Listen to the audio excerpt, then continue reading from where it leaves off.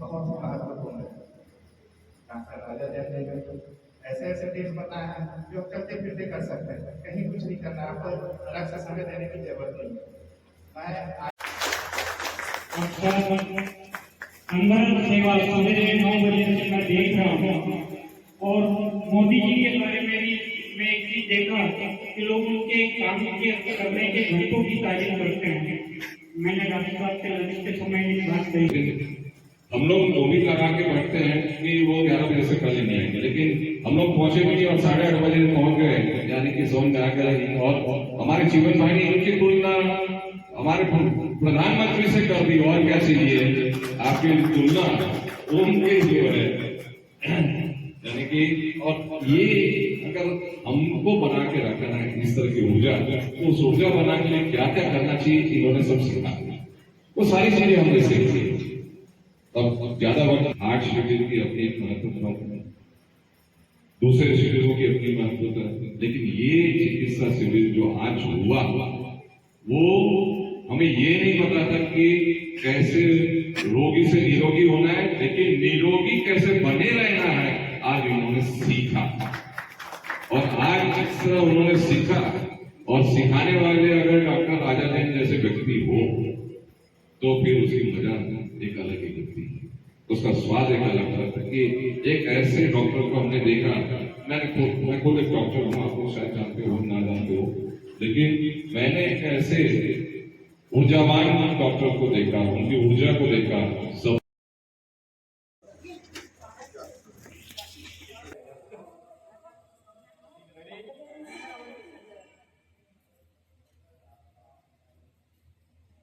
और का करना है तो इस तरीके से ये हाथ जैसे बच्चे लोग को रखते हैं ना, यहाँ हाथ रख के पाते हैं गोदी में, गर्दन इसके नहीं, हिले नहीं, छोटे बच्चों को ऐसे रखते हैं ना, तो ऐसे हाथ पकड़ ऐसे घुसाना है।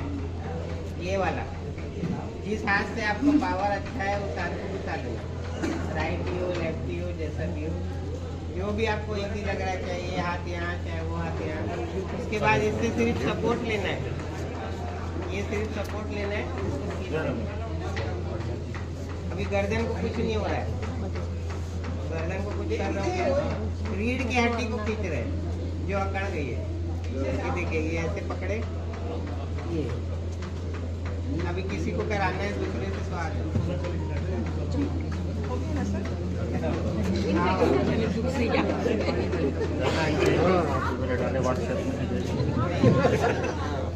अल्टरनेटिव मेडिसिन थेरेपी शिविर, prevention is better than cure. 5 जनवरी को डॉक्टर राजा जैन व उनके पुत्र विशेष जैन एवं अन्य स्टाफ की टीम जो कि रायपुर से है, उनके द्वारा अल्टरनेटिव मेडिसिन थेरेपी के द्वारा दर्द निवारक विशेष शिविर जो लाइफ स्टाइल टिप्स, नाभि सेटिंग, दर्द व रोगों से बचाव हेतु टिप्स पर आधारित है का निःशुल्क आयोजन श्री कच्छ गुर्जर क्षत्रिय समाज राजनांदगांव निदान समिति के अंतर्गत एवं छत्तीसगढ़ राज्य ग्रामीण बैंक रिटायरीज ग्रुप राजनांदगांव के द्वारा प्रायोजित है। दिनांक 5 जनवरी 2025 को आपको एड़ी नीचे रखना है, पंजा ऊपर करके बैठना है हर जगह। एड़ी नीचे पंजा ऊपर, ऐसे एड़ी नीचे पंजा ऊपर, ऐसे ही बैठना है क्योंकि जिंदगी भर आगे होते हैं। तो ये पिंडली टाइट हो जाती है, इससे पिंडली रिलीज होती है। और वॉशरूम में भी बैठेंगे मोशन में तो ऐसे बैठना है, और ये मुद्रा में बैठना है। मोबाइल भी ऐसे ही यूज करना है, ये मुद्रा में। इसमें आपको कोई एक्स्ट्रा समय लग रहा है एक्सरसाइज करने के लिए, मुद्रा करने के लिए, ये एक्सरसाइज करने के लिए कोई एक्स्ट्रा समय देना पड़ रहा है, सिर्फ याद करके विश्वास करके करना है। और जब आप ये करेंगे तो खुद ही आपको पता चलेगा कि कितना रिलीज हो रहा है। ये देखिए ये मुद्रा में ये ऐसे भी बैठना है, ऑफिस में बैठेंगे, कभी ये पैर कभी मोबाइल देखेंगे, उसी समय सबसे ज्यादा एक्सरसाइज करने की कोशिश करिए। किसी भी तरीके की एक्सरसाइज आपको समझ में आए जो आप कर सकते हैं वो आपको मोबाइल देखते समय अडॉप्ट करना है, क्योंकि सबसे ज्यादा समय मोबाइल में खर्च होता है। उस समय आपको कोई चीज ऐसी अडॉप्ट कर लेना है एक्सरसाइज, मुद्रा, योगा, कोई भी स्टेप जो आपको समझ में आए वो आपको करना है। ये मोबाइल देखते समय की एक्सरसाइज बता रहा हूँ।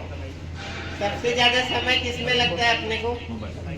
तो मोबाइल के समय याद करके कुछ ना कुछ एक्सरसाइज कर लेना है।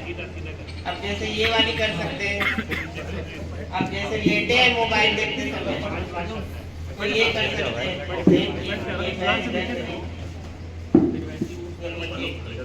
वॉशरूम में भी बैठेंगे तो ये और ये पैर ऊपर करके बैठे हैं, इससे मूलाधार चक्र एक्टिव होता है। अभी भी बैठेंगे तो ऐसे बैठेंगे। ऑटोमेटिक घुटने का दर्द, कमर का दर्द, साइटिका। अब सुबह अगर उठना है, सुबह बिस्तर छोड़ने से पहले, तो ये एक्सरसाइज करके ही उठना है। 2 मिनट, 1 मिनट, चाहे आधा मिनट ऐसे करके ही उठना है। तो ब्लड सप्लाई उस तरफ आएगी जिधर जरूरत है। अपने को ब्लड की जिधर जरूरत है, उस समय उठने के समय कहाँ जरूरत है? पैर के तलवे में। और रात भर में सप्लाई वीक रहती है, शरीर टाइट रहता है। इसलिए ये पंजे को 2 मिनट, आधा मिनट, जितना समय मिले, सिर्फ ये ऐसे खाली उंगलियों को भी हिला देंगे तो सप्लाई उधर आ जाएगी। उसके बाद पैर रखना है, क्योंकि पैर का तलवा अपनी नींव है। अगर वो कमजोर हो जाएगी तो पूरा शरीर पूरा कट जाएगा, यहाँ से लेके यहाँ तक। सबसे ज्यादा लोड किसको लेना पड़ता है? तलवे में। अब ज्यादातर लोग, जो गलती शायद मैं भी करता था पहले, वो जब चप्पल खरीदते हैं या जूता खरीदते हैं, मेन डेली यूज की चप्पल खरीदते हैं, तो अपन लोग ऐसी नॉर्मल 100, 200, 500 वाली चप्पल खरीद लेते हैं। तो वो आपके शरीर को धीरे धीरे नुकसान करती है। हमेशा चप्पल इतनी बढ़िया क्वालिटी की खरीदना है ताकि उसका अपने शरीर का जो लोड है उसमें एडजस्ट हो जाए।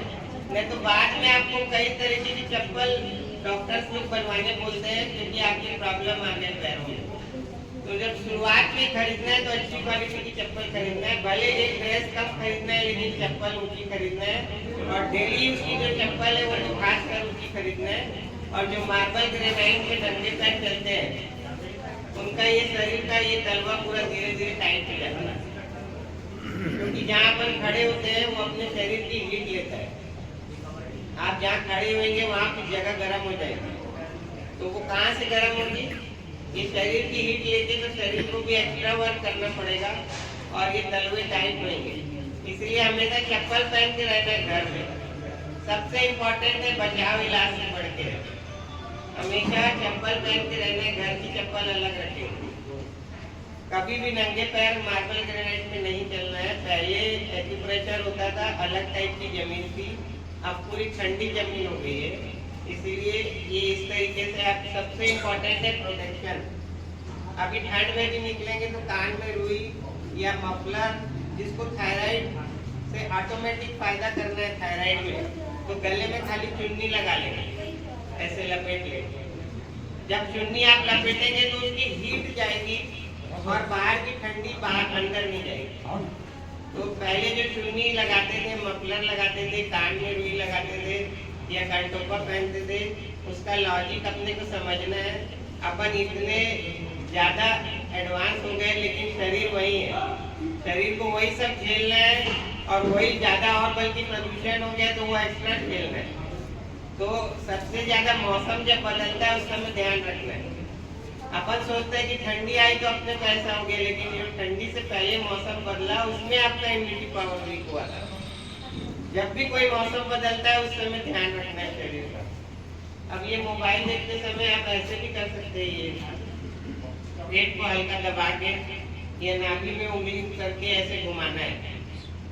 नाभि में 72,000 नाड़ियों का जंक्शन है, तो ये उंगली से नाभि को घुमा सकते हैं एक हाथ से, चाहे बैठे चाहे जैसे भी मोबाइल देख रहे हैं। तो ये जब उंगली से ट्विस्ट करते हैं नाभि में, तो उसका सर्कुलेशन सही प्रॉपर हो जाता है। पूरी नसों का सर्कुलेशन कर रहे हैं। नहाते समय भी पहले नाभि में पानी डालेंगे, क्योंकि वो अगर नाभि डिस्टर्ब होगी।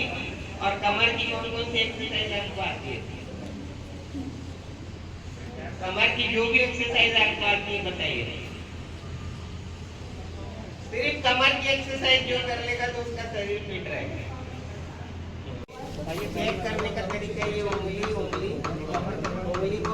पंजे को ऐसे दबाना है, एड़ी को जोड़ना है और अपने को सेंटर में खड़े होना है। अपना नाक और सामने वाले की नाक सेम होना, उनकी एड़ी ऐसे जुड़ी होना और ये उंगली जहाँ खत्म होती है जड़ पे ऐसे दबाना है, पंजे से, अपने पंजे से दबाना है। अब देखिए इनका अंगूठा कौन सा छोटा बड़ा है लंबाई में, इनका अपोजिट था, इनका ये वाला। आके देखिए एक बार, आइए आप देखते रहो। आपके साथ कौन है तो इनको समझा देते हैं। आप इनका करके बताइए, मिला के बताइए।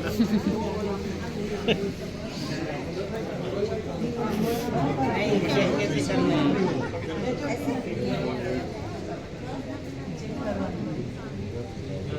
ये जड़ में अपने हथेली से दबाओ, हाँ दबाओ, और आपको सीधा रहना है, उनकी नाक और आपकी सिद्धांत में रहना है, एड़ी पे आपस में जुड़ी रहना है, थोड़ा सा ऊपर, हाँ दबाओ, ये यहाँ से दबाओ। हाँ आप देखो और है, ये छोटा है। कैसे चेक करते समझिए सब लोग, कैसे करते एक बार और बता दो। अब आप रिपीट करो ना कैसे करते, मैं बताया हूँ वैसे समझाओ तो। मतलब ऐसे खड़े होना है, ये सामने रहना है, अपना चेहरा और सामने वाले का सेंटर में रहना है सेम। फिर यहाँ पे खड़े हो जाइए, एड़ी में होना है और उसके बाद ये पंजे की जो जड़ है उसमें ऐसे उंगलियों में ऐसे दबाना है और इधर ऐसे दबाना है। ये ऐसे चेक करना है। अलाइनमेंट, नाभि मतलब अलाइनमेंट, जो L4 L5 अपन कमर के लिए डायग्नोसिस करते हैं वो यहीं से हो जाता है, MRI की जरूरत ही नहीं है। वही चीज़ वहाँ पर भी आएगी। हम लोग को MRI की जरूरत नहीं है, इसी से चेक कर लेंगे। ये अलाइनमेंट बिगड़ेगा तो वहाँ भी गड़बड़ आएगा। L4 L5 के सामने नाभि रहती है। अब ये देखिए, ये ऐसे दबाना है, थोड़ा जोर के दबाना है। अब देखिए ये रखना कहाँ पर है अपना पंजा, ये उंगली की जड़ में, ये आखिरी पंजे का आखिरी, ये हथेली की ये। अब देखिए क्या फर्क है।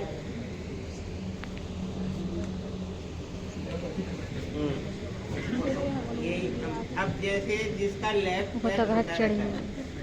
ठीक कैसे करना है, जब तक ये ठीक नहीं करोगे कोई भी दवाई, हर चीज में आपको कोई ना कोई विघ्न पैदा होगा, क्योंकि ये अलाइनमेंट बिगड़ेगा, फिर नसें आपस में टकराएंगी, हड्डियों में आपस में कंप्रेशन होगा और जो आपका जितना मेहनत किया हुआ खाना पीना हर चीज फिर ये वापस वैसे कर देगा। तो ये सबसे इम्पोर्टेंट है। अब ये जैसे किसी का छोटा है तो ये एक्सरसाइज करना है, इसको दबाइए, 5 नौकार मंत्र तक रोकना है या उतनी देर तक कोई और मंत्र जाप कर सकते हैं, दोनों चीज एक साथ हो जाएगी, मंत्र भी हो जाएगा एक्सरसाइज भी हो जाएगा, या 150 गिनती तक। हाँ करिए, दबाइए, रोकिए, नहीं ये नीचे, ये इसको बड़ा करना है, इसको बड़ा करना है तो क्या करेंगे, इसको नीचे, इसको छोटा करना है ऊपर, तो ये जाके कमर में जड़ पड़ेगा। रोकना कितनी देर है,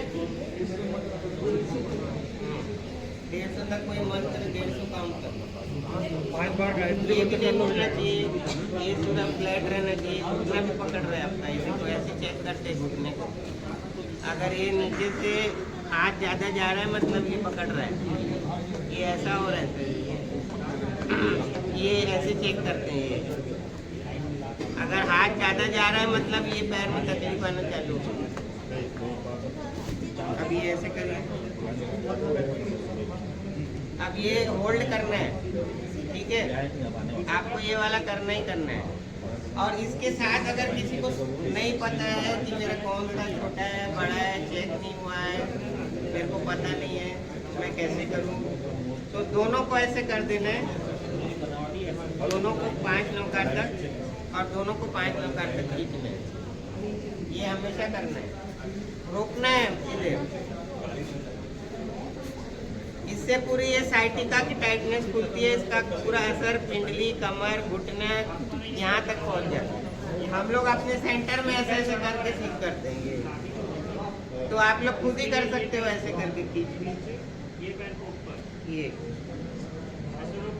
और किसी और का ट्रीटमेंट करना है आपको, जैसे किसी का ये समझ में आ रहा है आप ट्रीटमेंट करना चाहते हो, तो ये ऐसे पकड़ के ऐसे नीचे करना है, यहाँ पे हाथ डाल के ऐसे नीचे, और ये ऐसे नीचे, और ये ऐसे, और वो चीज़ है जैसे आप पहले इंडियन टॉयलेट में कभी बैठते थे, उसका कुछ तो दिमाग में होगा कि वो कैसा फील होता था बैठिए। जापान में 200 साल की अब वेस्टर्न टॉयलेट में ऐसे बैठना है, जोर के खींचिए इसको, पंजे को ऊपर ऊपर ऐसे ऐसे खींच के, और ये मुद्रा में बैठना है। अपान मुद्रा, पेट साफ होता है, पूरी प्रॉब्लम पेट से होती है शरीर में। अपने शरीर में अभी आपको गिफ्ट मिलेगा, अब जो मैं क्वेश्चन पूछ रहा हूँ उसमें, अपने शरीर में खाने को कितना फीट घूमना पड़ता है, मुंह से लेके जहाँ से खाना बाहर आता है कितना फीट जगह है, कोई बता सकता है? तो अब कैसे पानी पियेंगे बताइए? एक बार पूरा गिलास जितना मुंह में आता है हाँ समय उतना भर लो, फिर धीरे धीरे एकदम धीरे धीरे एक प्रेशर झेले, उसके बाद दूसरा प्रेशर डालना है, नहीं तो काला पत्थर पिक्चर देखियो कैसे पानी के बहाव से अच्छी अच्छी चीजें पूरी फट जाती है। तो वैसे ही एक प्रेशर नीचे चले जाए, फिर दूसरा। उपास करते समय भी ऐसी लिक्विड पहले लेना है। जो लोग उपास करते हैं उसके बाद खाना लेते हैं एक साथ या खाते हैं, पहले लिक्विड लेना है। लिक्विड आधी घंटे में नीचे उतर जाता है, फिर पेट में जगह रहती है दूसरी चीज़ों के लिए। तो आपकी पूरी बॉडी इस्तेमाल हो रही है, हर जगह इस्तेमाल हो रही है। और पहले अगर खा लिए, मतलब ट्रक पहले खड़ा कर दिए तो पीछे पूरे जाम लग जाए, फिर वह एसिडिटी होएगी, ऊपर चढ़ेगा। और जो लोग लेट खाना खाते हैं सुबेरे, उन्हीं को एसिडिटी होती है, क्योंकि एसिड बढ़ गया, उसके बाद आप खा रहे हो, फिर चपाक से ऊपर आ रहे हैं। एसिड रिलीज होने का 8 बजे का टाइम है, और सबसे ज़्यादा लेडीज लोग वही गलती करती है। इसलिए जितने जेंट्स लोग बैठे हैं उनको सबसे पहले बोलना है कि कुछ न कुछ खा लो। जब आप खाना बनाते हैं उसकी सुगंध से एसिड निकलता है दूसरों के लिए, क्योंकि उस दिन उपास नहीं है, दिमाग को पता है मेरे को भी मिलने वाला है, वो तो मशीन है और चालू हो जाएगी, आपके कहने से रुकेगी नहीं। हाँ, अगर आप पहचान कर लोगे कि उपास करना है, तो उस समय दिमाग बोलेगा मिलना ही नहीं है, तो ये पड़े रहे तो कुछ नहीं होता। तो अब भी थोड़ा एसिड रिलीज होता है। और किसी को रात में एसिडिटी हो, दिन में कभी भी हो, तो अपना थूक गिटकना है। जब भी एसिडिटी जैसा लगे थूक गिटकना चालू कर दो, वो एसिड को न्यूट्रल कर दे। अब पानी पीने का तरीका हो गया, सोने का हो गया, खाना खाने का हो गया, अब ब्लड टेस्ट हो गया। आपको भी कोई टिप्स बताना है किसी को तो बता सकते हो। बॉटल वाली खाना जो है छोटा, रोटी का तवा छोटा लेना है, ऑटोमेटिक सब्जी ज़्यादा खाओगे, चपाती में ज़्यादा आएगा, सब चीज़ होते जाएगी ऑटोमेटिक, कुछ नहीं सोचना ही नहीं है। जहाँ रोटी का तवा लोगे सब जाम हो जाएगा, क्योंकि जितने प्रॉब्लम है वायु से होते हैं। 30 फीट कैसे घूमेगा खाना, सड़ेगा, अंदर वायु होगी, फिर गैस से पूरे दर्द होंगे, कोई नस जाम होगी, कोई टाइट होगी, पेट दर्द होगा या सर दर्द होगा, सब वायु से होता है। और कोई जैसे बिस्लरी वाटर रहती है बॉटल, उस पर ढक्कन को ऐसे अंदर डाल देना पानी पीने के बाद, दबा के अंदर डाल देना, ताकि वापस से यूज नहीं कर सके। अब खाना पानी, अब आप लोग को कोई टिप्स बताना है तो बता सकते हो, आप लोगों में से किसी को बताना है। और मार्बल पे, ग्रेनाइट पे नंगे पैर नहीं चलना है, और पीछे की एक्सरसाइज ज़्यादा करना है। खाना बनाते समय कौन सी एक्सरसाइज करना है, ये बस ऐसे करके ऐसे कर दे, कुछ नहीं करना है। एक ही टिप्स याद रखो, पूरा शरीर हो जाएगा। जब पूरी बॉडी ऐसे हो जाएगी बना बना के, चम्मच हिला के, उसके बाद डॉक्टर के पास जाओगे, हमारे पास आओगे, तो वो ठीक नहीं होगी जल्दी से। उसी समय हो रही है, उसी समय रिलीज कर दो, ऐसे कर दो। ऐसे कभी बास्केटबॉल खेलो, कभी फुटबॉल खेलो, उसी समय करना है जब वो पकड़ रही है, ऐसे पकड़ रही है। खाना खाते सब या गाड़ी भी चला रहे हैं, जैसे चला रहे हैं, कंधा पीछे और ये एड़ी नीचे, पंजा ऊपर, एड़ी नीचे पंजा ऊपर खींचिए। ऐसे एक्टिवा ऐसे चलाना है। ये ऑटोमेटिक एक्सरसाइज हो रही है, इसमें कोई आपका बैलेंस बिगड़ेगा, गाड़ी चलाते समय कोई प्रॉब्लम होगा, लेकिन यहाँ का टाइटनेस आपको पूरा खुल जाएगा। हार्ट का पॉइंट, हर पॉइंट, जितने भी पॉइंट रहते हैं यहीं पे रहते हैं। वेरिकोज वेंस किसको है, सर्वाइकल किसको है? क्या वेरी कौन सी सर्वाइकल? यहाँ अपने को चूहे से कछुए की तरफ कैसे जाना है? जितना ज्यादा सांस को रोकोगे अंदर गहरा, उतना उम्र बढ़ेगी, क्योंकि जो ज्यादा बार सांस ले रहे हैं उसकी उम्र कम हो रही है। जानवर लोग जितने हैं तो ज्यादा बार सांस ले रहे, 20, 25, 30 साल, चूहा 4 साल, 3 साल ऐसे जी रहे हैं। बंदर जो है वो भी कभी बीमार नहीं होता है, क्योंकि सुबह 5-6 बजे से खा लेता है। सबसे ज्यादा लेडीज जो गलती कर रही है, वो जो लेट खा रहे हैं वहीं से बीमारी पैदा कर रहे हैं। वाइब्रेशन होता है। क्योंकि शरीर में जब एसिड निकलता है वो 8 बजे निकलता है। और शुगर का सबसे पीक टाइम कौन सा है, कोई बता सकता है, जिसमें इंसुलिन सबसे ज्यादा रहता है शरीर में? जो शुगर पेशेंट है और जिनको नहीं बनना है शुगर पेशेंट, उन सबके लिए बता रहा हूँ, सबसे ज्यादा इंसुलिन कब रहता है शरीर में? नाभि में रोज घी लगाना। कौन से टाइम में रहता है? जैन शास्त्र में जो खाने का टाइम है वही टाइम इंसुलिन का टाइम है। तीनों टाइम बताओ। अरे वही लेडीज की जो 3 टाइम सबसे पीक में रहता है, मेरे पास सुबह 8 बजे, दोपहर 12 बजे, शाम को 5 बजे। अब जैन शास्त्र और देखो इंसुलिन और कितना मिलता है। आप ये मद्रास में, बॉम्बे में कोई भी डॉक्टर से आप संपर्क करके बता सकते हैं, पूछ सकते हैं। इंसुलिन का टॉप 8 बजे, फिर नीचे गिरेगा, फिर टॉप 12 बजे। इंसुलिन करता क्या है? शुगर कम करता है। जब आपके पास शुगर कम करने की चीज है उसी समय तो खाना है, क्योंकि बाद में अगर आपके पास 200 शुगर का अंदर इंसुलिन है और 400 खा रहे हो तो 200 बढ़ जाएगा, और उसी समय 300-400 का मौजूद है तो आप उस समय उतना ही खाओगे। और जो शुगर पेशेंट है, शुगर से बचाव करना है तो ग्लाइसीमिक इंडेक्स करके यूट्यूब में सर्च करेंगे, ग्लाइसीमिक इंडेक्स, आप एक बार नोट कर लीजिए। किसी को वीडियो बनाना है तो ये लेक्चर का वीडियो भी बना सकते हैं, बहुत इंपॉर्टेंट चीज़ें बता रहा हूँ। जो लाइफ स्टाइल में खुद ही आप सर्च करोगे, खुद ही खोजोगे, खुद ही अपना इलाज करोगे, खुद ही बचाओगे। दवाई की जब जरूरत है जब लेना है, लेकिन जिंदगी भर थोड़ी दवाई लो। जब उसकी जरूरत है उस समय वो भी लेना है। साल में 2 बार ब्लड टेस्ट जरूर कराना है हर किसी को, जीवन बीमा से भी बढ़ के मान लीजिए। क्यों? क्योंकि every disease is cause by deficiency of vitamin, mineral, calcium. ये अमेरिकन विटामिन थेरेपी है, वहाँ विटामिन से ही इलाज होता है। जो गोलियां दी जाती है ज़्यादातर विटामिन की रहती है। तो आपको नेट में कैसे सर्च करना है, जैसे आपको कोई प्रॉब्लम है तो उसका रिच विटामिन कौन सा है, हिंदी लिखेंगे तो हिंदी में भी आएगा, आप हिंदी में टाइप करोगे हिंदी में आ जाएगा। रिच विटामिन कौन सा है और उस विटामिन का रिच फूड कौन सा है। जैसे आपने 1 आंवला खाया 7 नींबू के बराबर है, तो वो विटामिन में अगर आंवला ले लोगे तो 7 नींबू नहीं खाना पड़ेगा। इसीलिए रिच विटामिन कौन सा है वो खोजना है और वो चीज़ लेना है। आपके हॉस्पिटल पेशेंट अगर कोई हो तो उनके लिए भी बहुत इम्पोर्टेंट है क्या नहीं देना है। मेरा मेन उद्देश्य रहता है क्या नहीं करना है। पूरी दुनिया बताती क्या करना है, क्या करना है, क्या करना है, लेकिन अगर कोई चीज़ निगेटिव करोगे तो पॉजिटिव नहीं होगी, आप वापस उसी तरफ आ जाओ। इसलिए नेगेटिव में क्या नहीं करना है, हॉस्पिटल पेशेंट को क्या नहीं देना है ये पूछना है वहाँ के डाइटिशियन को।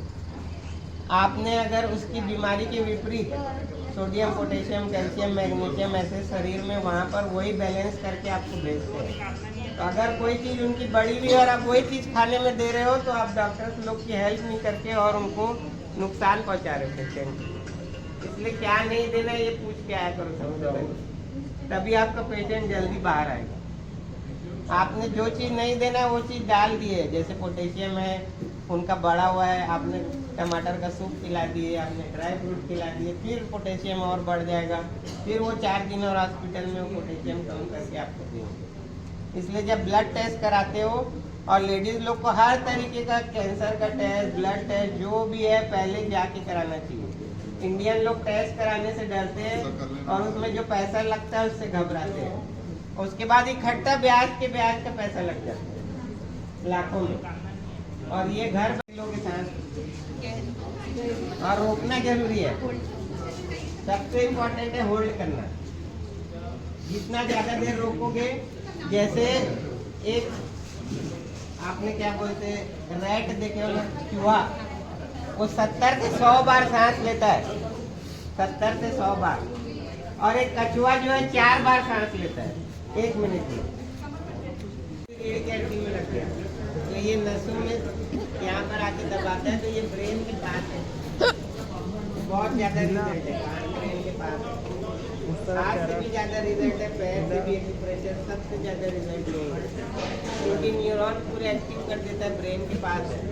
और ये हाथ में लगाया हुआ 6 घंटे में निकाल देते हैं एक्यूप्रेशर में, कोई 3 घंटे में निकाल देते हैं। ये 15 दिन तक लगे रहता है, इफेक्टिव है।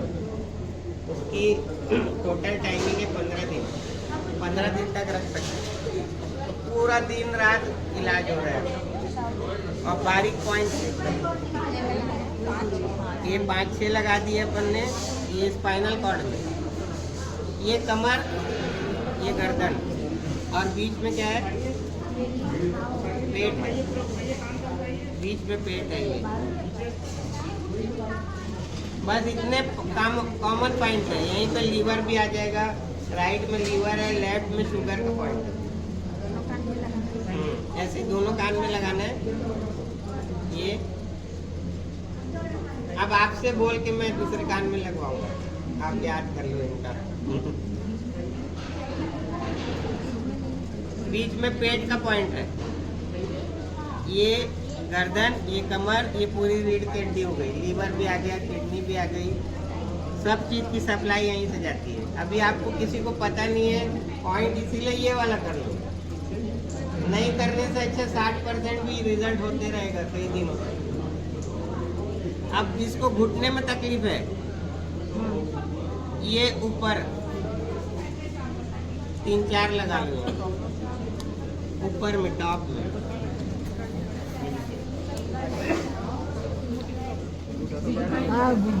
ये थेरेपी सबसे सस्ती है, 100 रुपए में आपका 3 महीने का इलाज हो जाएगा। और इतनी ज्यादा इफेक्टिव है कि आप सोच नहीं सकते। इससे सस्ती कोई दवाई नहीं है, फ्री में करना है, कोई इलाज का पैसा नहीं लग रहा है, सिर्फ लगा के बचा के रखना है। जैसे 10 दिन में निकल गया तो इसके बाद फिर से लगाना है?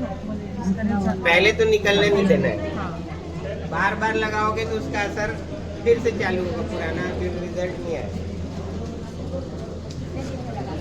शुगर के लिए लेफ्ट में, पैंक्रियाज लेफ्ट में होता है, लीवर राइट में, दोनों कान में लगाते हैं।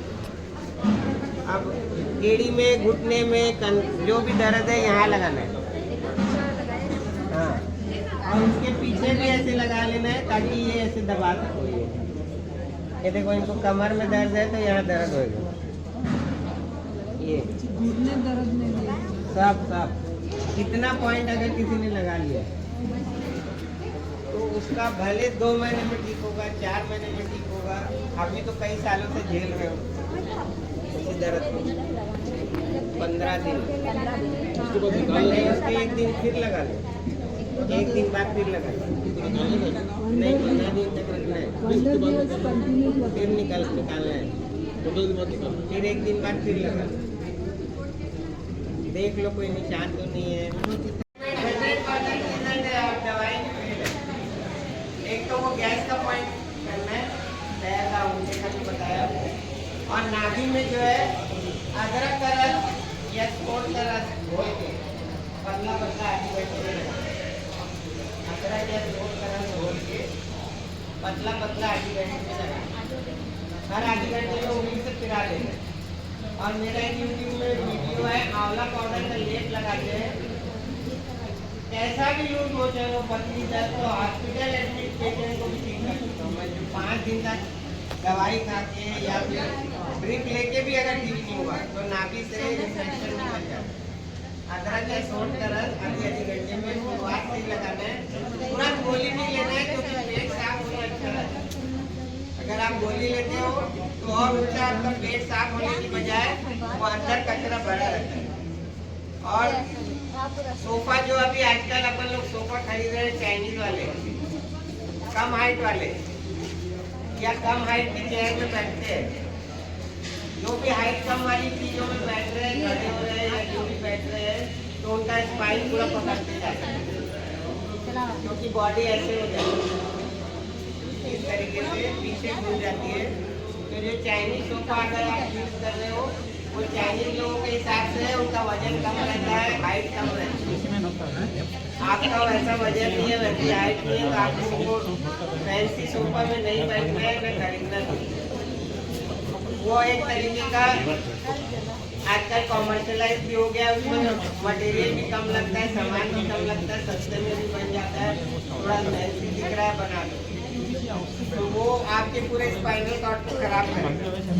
और गैस का एक और एक बार लीजिए,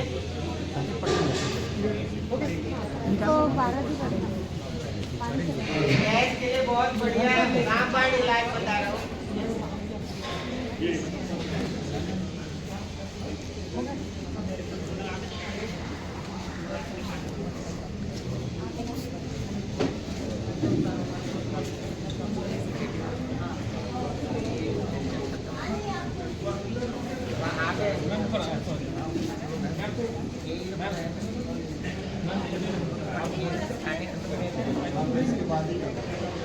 ये देखिए, किसी को ये जो सब सिखा रहा हूँ ये बीमारी से रहता है, घुटने में दर्द रहता है, एमआरआई यहाँ की क्यों होती है? कई बार एमआरआई कराने जाते हो, यहाँ दर्द रहता है, यहाँ दर्द रहता है, एमआरआई यहाँ की क्यों करते हो? क्योंकि वहीं से नस जाती है। कोई एमआरआई कराया नहीं, काहे नहीं कराया? मशीन रोशनी मैम, यहाँ जेंट्स लोग टिक्की लगाते हैं, वो क्लॉक एंटी क्लॉक घुमाना है, नहीं बाहर बाहर बाहर, पूरा बाहर, गर्दन बाहर, पूरा बाहर। ये देखिए, ऐसे ड्रॉपर में सरसों तेल लेना है, ये ड्रॉपर में, या फिर रुई से ये ड्रॉपर इंक डालने वाला मार्केट में मिल जाएगा, कॉपी किताब के दुकान। उसके बाद अब आप ये बताओ, आपका सर दुखता है तो पहले यहाँ से चालू होता है कि पीछे? अब देखिए, सर दर्द के 2 कारण हैं, एक तो साइनस जो यहाँ से चालू होता है, एक सर्वाइकल जो यहाँ से चालू होता है, यहाँ से ऊपर चढ़ता है। तो जो गड़बड़ सूते हैं उनका यहाँ से ऊपर चढ़ता है सर्वाइकल से। अब इनको है साइनस, यहाँ पे साइनस का एरिया रहता है, पूरा साइनस है, ये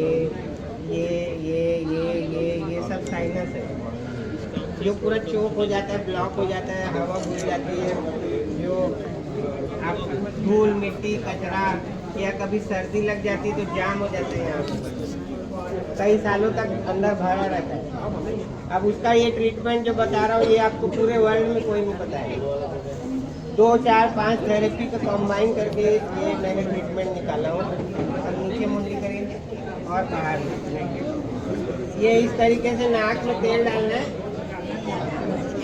ये आप अपने हाथ से भी डाल सकते हैं। देखो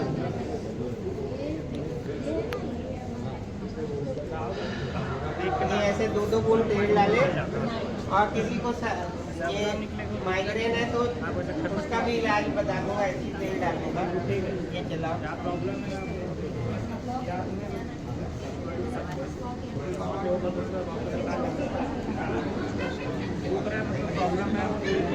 अब ये देखिए मशीन चला रहे हैं। जब तक किसी के पास अगर मशीन नहीं है, कि ये मशीन नहीं है तो कैसे इलाज होगा, तो ये इस तरीके से ये दोनों हाथ कैसे रखिए, और यहाँ पर जो नाखून है उससे यहाँ पर दबाना है।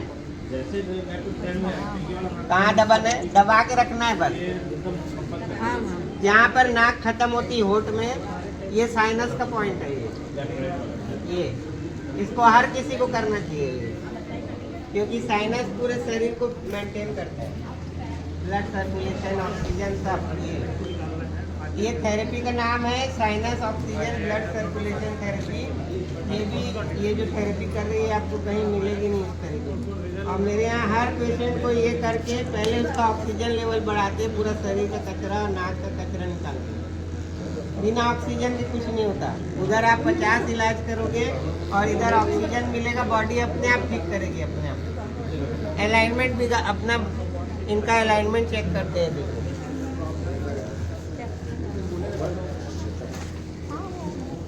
देखिए कितना फर्क है। ये देखिए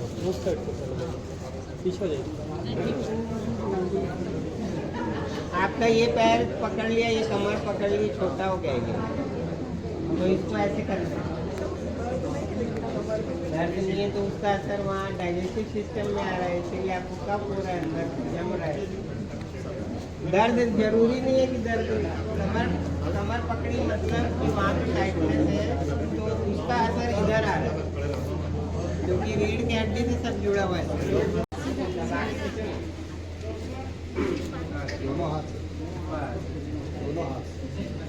हाँ, ये उठना भी नहीं चाहिए और खिंचाना भी नहीं है। रीढ़ की हड्डी खींचना है, सब चीज के लिए रीढ़ की हड्डी खींचना है। सर्वाइकल भी चला जाएगा। सर्वाइकल के यहाँ से मैक्सिमम करो, 2 बार 3 बार, 1 बार भी कर सकते हो अगर टेक्नोलॉजी से आगे। अब पैर मिला के देखें,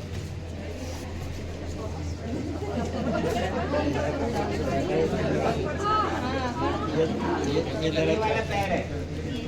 अब इजी मेथड सिखा दे रहा हूँ।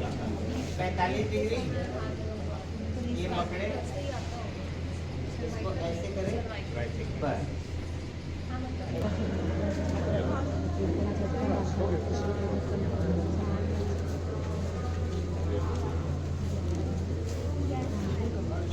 ये वाला आप लोग को सिखा देता हूँ इजी में, इजी मेथड यही वाला। जय जी ने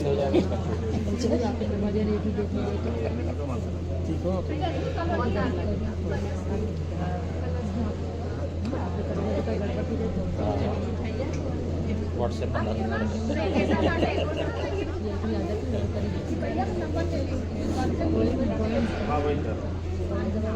ये देखिए, इसका इजी मेथड क्या है।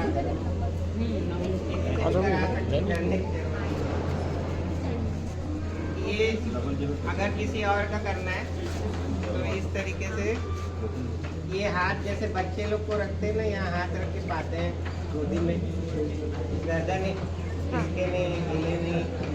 छोटे बच्चों को ऐसे रखते हैं ना, वैसे हाथ पकड़ ऐसे घुसाना है। ये वाला जिस हाथ से आपको पावर अच्छा है उस हाथ को घुसा देना, राइट हो लेफ्ट हो जैसा भी हो, जो भी आपको इजी लग रहा है, चाहे ये हाथ यहाँ चाहे वो हाथ यहाँ। उसके बाद इससे सिर्फ सपोर्ट लेना है, ये सिर्फ सपोर्ट लेना है। अभी गर्दन को कुछ नहीं हो रहा है, गर्दन को कुछ कर रहा है, रीढ़ की हड्डी को खींच रहे हैं जो अकड़ गई है। ये देखिए, ये ऐसे पकड़े, ये अभी किसी को कराना है दूसरे से स्वाद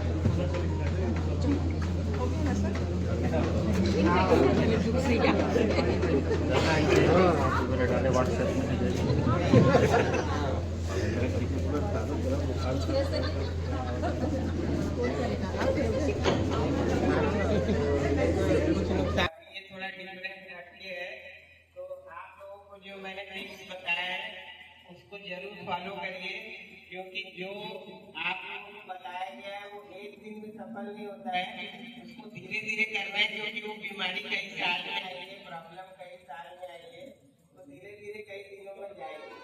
और नाभि सेटिंग का बहुत ज्यादा महत्व है, उसको ध्यान दीजिए। अलाइनमेंट अगर बिगड़ता है तो शरीर अपने आप ऑटोमेटिक उसकी चाल अंदर से बदल जाती है कमर से, इसलिए कमर की एक्सरसाइज जरूर करना है। कोई भी तरह की कमर की एक्सरसाइज और मोबाइल देखते समय आपको कोई ना कोई एक्सरसाइज अडॉप्ट करना है। ये मेरा मेन उद्देश्य है कि जिस चीज में आप सबसे ज्यादा समय आप अपना समय देते हैं, चाहे बैठते उठते जिस चीज में भी समय देते हैं, जैसे लेडीज लोग रोटी बनाते समय देती है, तो उस समय कुछ ना कुछ एक्सरसाइज अपने मन से आपको करना है, जो आपको समझ में आए वो करना है। जरूरी नहीं है, मैंने एक नियम और एक आधार रखा है कि आपको लाइफ स्टाइल में अपने आप घूमते हुए चलते हुए कुछ करना है। जरूरी नहीं है कि मेरा टिप्स याद रहे तो वही करना है, अगर भूल भी जाओ तो आपको जो समझ में आए वो करना है। और आप लोगों में से किसी को इसके अलावा कोई नया टिप्स अगर हो तो मैं आगे कैंप में बता सकूं तो वो जरूर बताइए।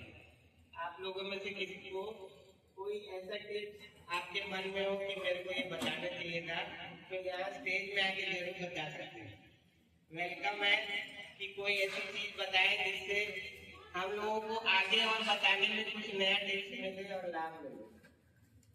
आप लोगों में से किसी को कुछ जानकारी देना हो या प्रश्न पूछना हो, कोई रह गया हो दिमाग में कि मेरे को ये पूछना था और ये रह गया है और मेरे को जानकारी चाहिए।